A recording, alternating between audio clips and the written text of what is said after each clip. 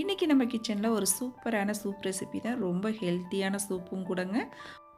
வாங்க எப்படி செய்கிறதுன்னு பார்ப்போம். அதுக்கு அடுப்பில் ஒரு குக்கர் வச்சுக்கோங்க. அதில் 1 டீஸ்பூன் நெய் விட்டு, ஒரு 1/2 டீஸ்பூன் மிளகு, 1/2 டீஸ்பூன் ஜீரகம், ஒரு 15 சின்ன வெங்காயம், ஒரு 10 பல் பூண்டு, ஒரு சின்ன துண்டு இஞ்சி, ஒரே ஒரு தக்காளி பழம், ஒரே ஒரு கொத்து கருவேப்பிலை, கொஞ்சம் கொத்தமல்லி, அப்புறம் நல்லா ஒரு 1/4 கப் அளவுக்கு சுண்டைக்காய், இது எல்லாத்தையும் சேர்த்து நல்லா ஒரு 3 நிமிஷத்துக்கு வதக்கிக்கங்க.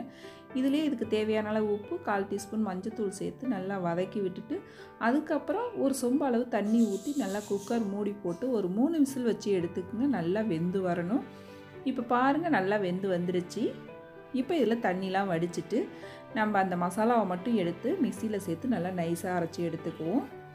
இதை நம்ம மசிச்சுட்டு கூட குடிக்கலாம். ஆனால் அந்த பசங்கள்லாம் குடிக்காதுங்க. அதுங்களுக்காகவே இப்படி செய்ய வேண்டியதாக இருக்குது.